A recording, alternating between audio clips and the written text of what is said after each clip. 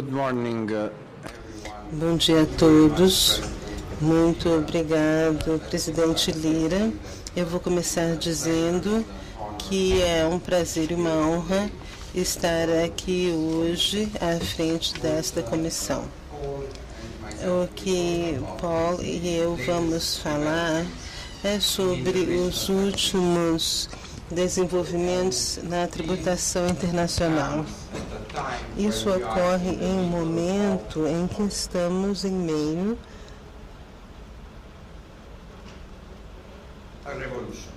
a uma revolução. Muitas coisas ocorreram nos últimos poucos anos que mudaram completamente a paisagem em termos de tributação internacional. Eu quero mencionar apenas algumas delas. O contexto é chave para entender o que está acontecendo agora e o que ocorrerá nos próximos anos. Primeiro, a crise financeira, o colapso de vários bancos importantes, governos investindo dinheiro para salvar o sistema financeiro, e, ao mesmo tempo, vários escândalos relacionados a pessoas ricas escondendo seus ativos no estrangeiro, grandes multinacionais podendo transferir lucros legalmente a ilhas, a jurisdições onde não acontecia nada do ponto de vista econômico. No momento em que indivíduos, cidadãos, estavam tendo que pagar mais impostos, os impostos de consumo estavam aumentando em vários países. E foi então que o G20, do qual o Brasil é um membro, se responsabilizou e decidiu tratar dessas questões e prover uma abordagem muito forte, de cima para baixo. Em 2009, o sigilo bancário para propósitos tributários deixou de existir. No passado, se uma pessoa pedisse numa jurisdição com sigilo bancário, como a Suíça, informações sobre as condições residentes, o banco diria: não posso dar essa informação, existe o sigilo bancário. Com a pressão do G20 e o trabalho do OECD, os países se comprometeram a trocar as informações, mas isso foi apenas um ponto inicial da revolução. Então, passamos da troca da informação a pedidos para uma troca de informações automática. E aqui nós temos dois desenvolvimentos principais. A legislação aprovada nos Estados Unidos que obrigava os bancos a prover informação sobre os tinha conta corrente, os correntistas, e uma nova convenção multilateral de assistência em questões fiscais que proveria várias ferramentas para os governos usarem para detectar evasão fiscal no estrangeiro. Ao mesmo tempo, tornou-se claro que várias multinacionais conseguiram brincar com as regras e alocar grandes quantidades de rendas nos Caimãs, Bermudas, de maneira legal, mas de um modo que não faz sentido da perspectiva econômica. E esse é o gênese desses dois grandes projetos. Um é o projeto BEPS e o outro é o projeto de troca de informações automática. Eu vou falar do projeto BEPS e o Paul vai falar sobre a troca automática de informações.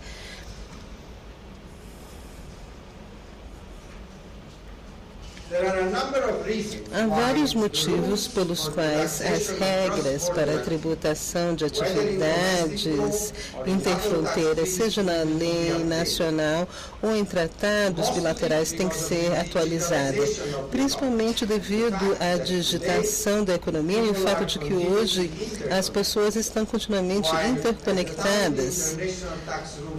Na época em que as regulações tributárias internacionais foram criadas, isso não era possível.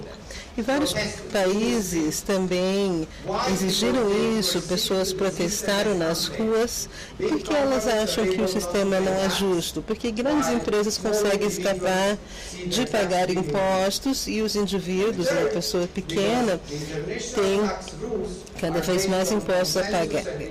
E, em terceiro lugar, porque as regras internacionais tributárias são baseadas em um conceito internacional que estava cada vez mais a perigo. Então, há pessoas muito técnicas trabalhando na questão tributária, mas não é só uma questão técnica, mas é uma questão política em muitos países. Eu fiz um tour desses países semana passada, eu estava na China, 2 semanas atrás na Índia, eu vi vários parlamentos em vários países, e essa é a sensação. O sentimento é que é preciso um sistema justo e que seja visto como tal. O que nós fizemos em 2 anos?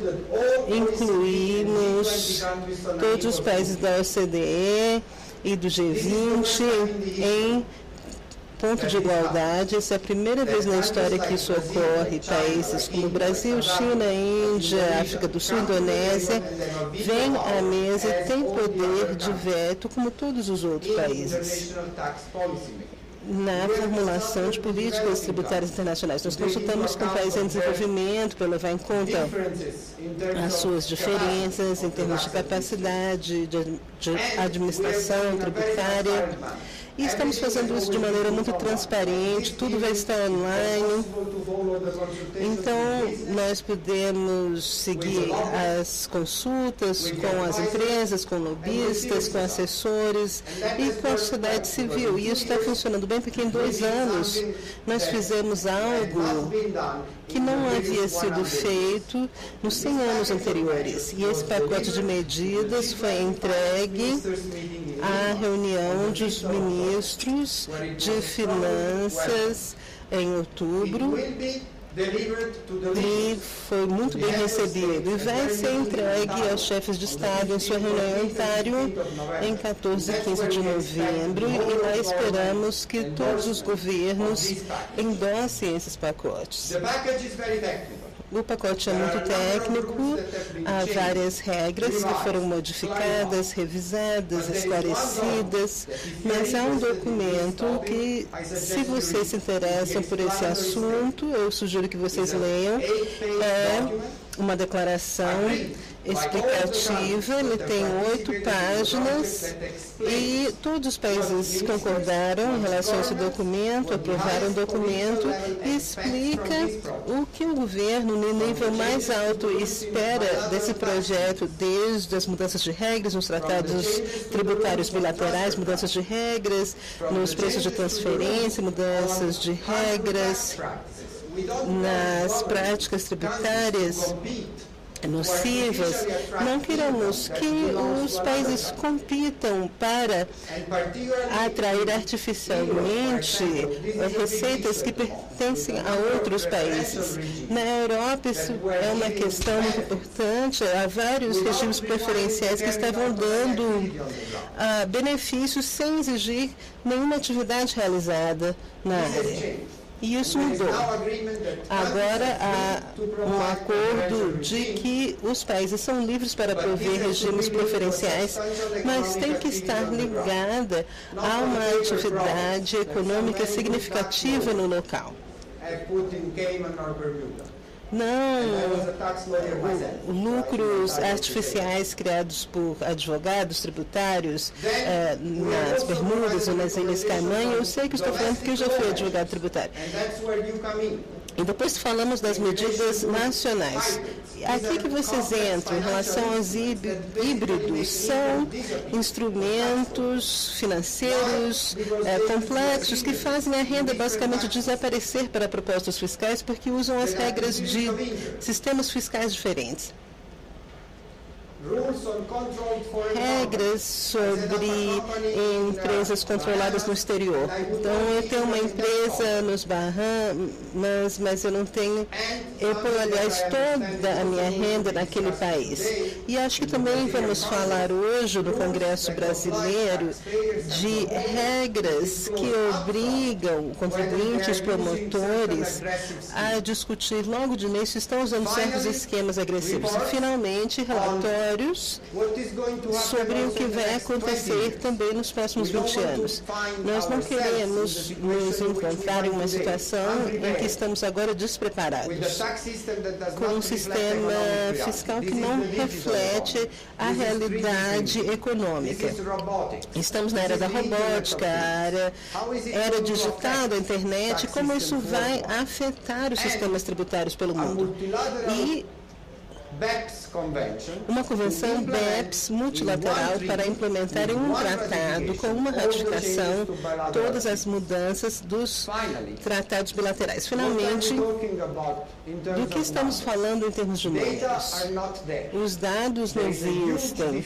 Há uma grande dificuldade em entender de quanto estamos falando. Só podemos fazer estimativas e, com base no que temos disponível, um nível muito conservador, estamos falando de 100 a 240 bilhões de dólares americanos de impostos das empresas que são perdidos. Então, desde o início do projeto, $500 milhão americanos foi perdido. E o nosso projeto, finalmente, é de implementação. E o Congresso, os parlamentos do mundo são importantíssimos para isso. A implementação é o grande desafio à nossa frente. Algumas medidas talvez já sejam aplicáveis, outras serão incluídas na Convenção BEPS multilateral. Há 93 países agora negociando esse tratado multilateral. Com o Brasil dentro desse grande grupo de países, e a expectativa é que no ano que vem isso estará refletido em vários projetos de lei que terão que passar pelos congressos nacionais e obter as suas modificações, as suas opiniões para refletir o marco legal de cada país. E então, depois que isso for feito, os lucros serão tributados onde a atividade econômica é realizada e não em algum lugar onde foi decidido colocar esses lucros artificialmente.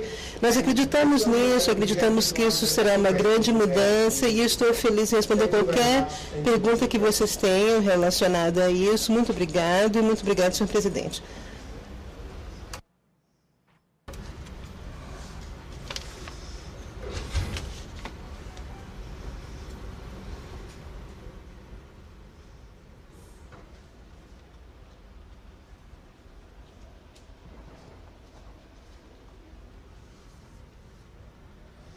Vamos em seguida passar a palavra ao senhor Paul Rondius.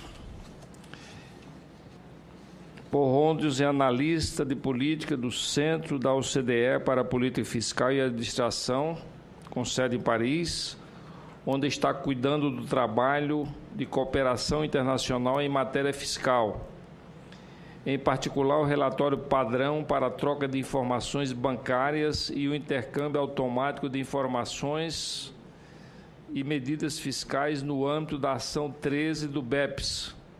Além disso, é encarregado dos trabalhos da OCDE sobre os programas voluntários de regularização de ativos e participa dos trabalhos sobre impostos e crimes.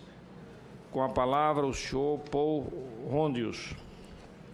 Thank you very much, Mr. President Lira. Muito obrigado, senhor presidente Lima. Obrigado pelo convite para essa audiência. Nos próximos 5 a 10 minutos, eu quero dar uma visão geral do trabalho que temos feito na área de troca de informações e troca involuntária de informações. Como o Rafael disse, esse trabalho cresceu muito desde 2008, 2009 é uma consequência da crise financeira em que a era do sigilo bancário terminou e a transparência fiscal é muito importante nas pautas desde então. O primeiro tem a ver com a troca automática de informações, que eu vou falar brevemente para vocês.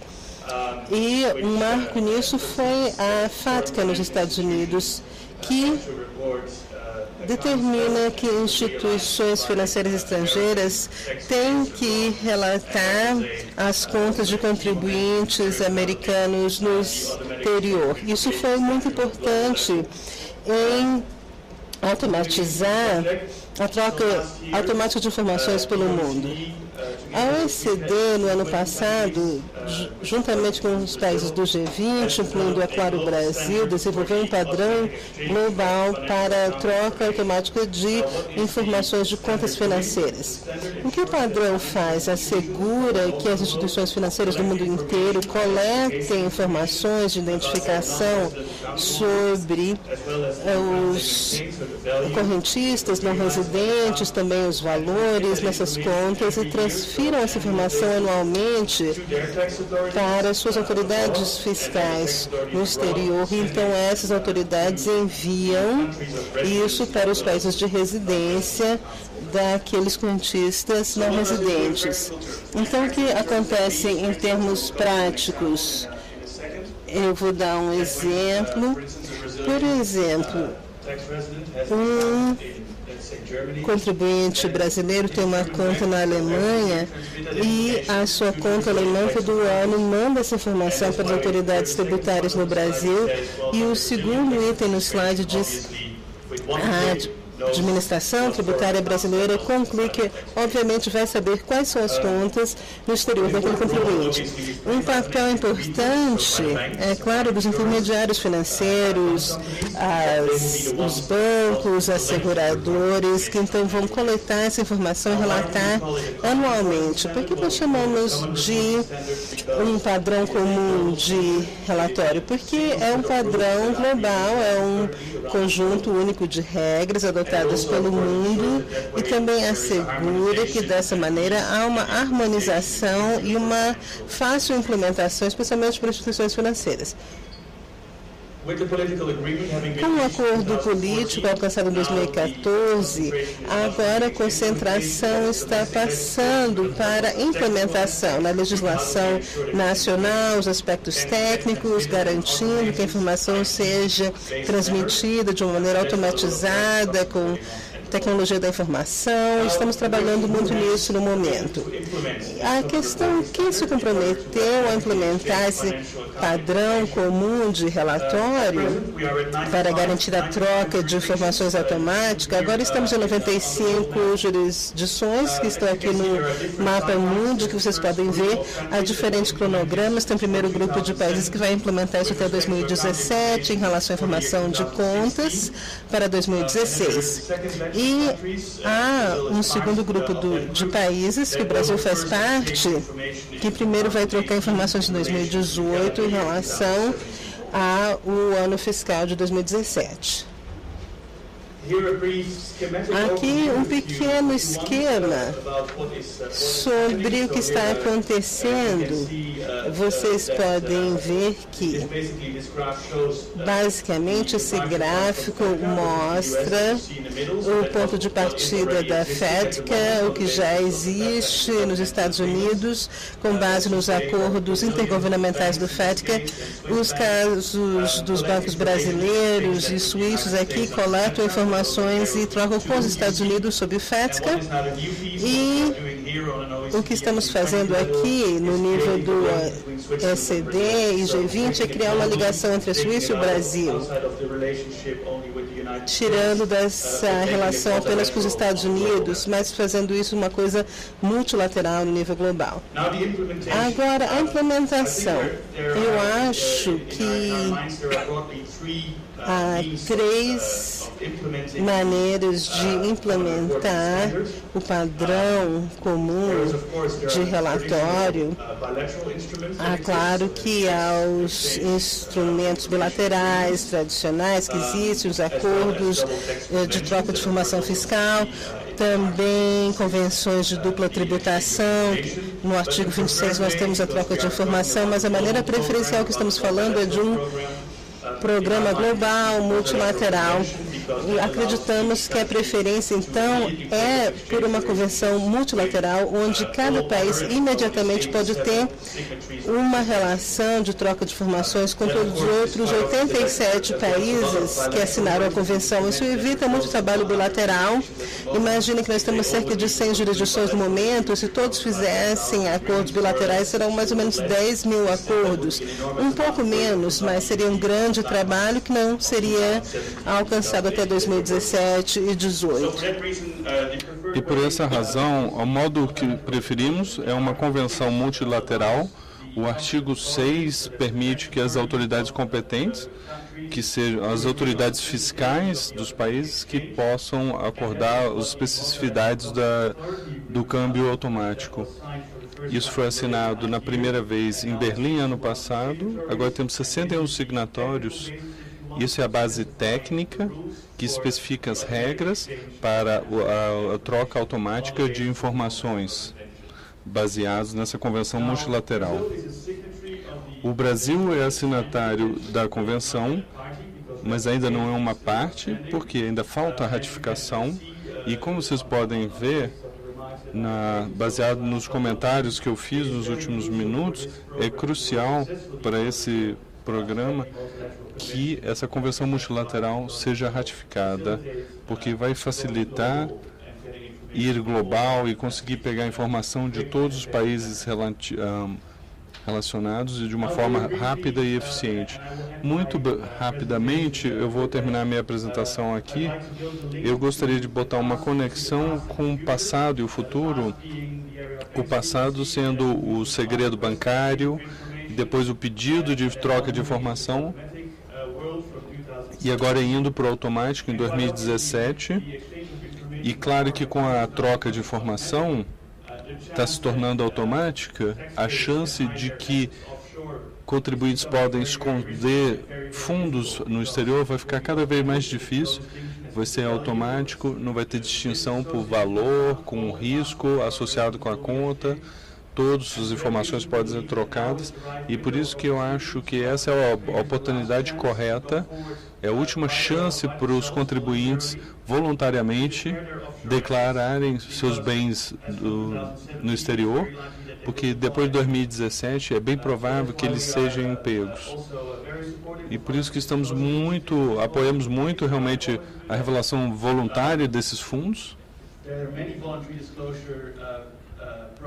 Tem muitos desses programas voluntários. A OCDE tem esse programa publicado no nosso site, desses programas de praticamente 50 países, e como que esses programas podem aparecer. E como vocês podem ver aqui, o programa mais típico que demandam, sim, o pagamento de impostos, de multas e as penalidades monetárias, e também processo criminoso.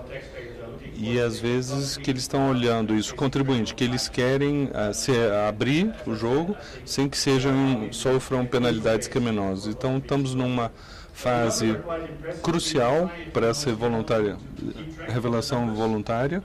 Estamos tentando seguir os números, quantos programas desses existem. E nossa estimativa, nos dados que temos de um grande número de países ao longo do mundo, nos últimos 5 anos, 40 bilhões de dólares foram coletados por esses programas voluntários. Então, que há uma mudança, o mundo está mudando em termos de transparência fiscal, e vai ser um ano interessante quando isso tudo for implementado. Então, muito obrigado, presidente, por essa oportunidade, e eu concluo aqui meus comentários.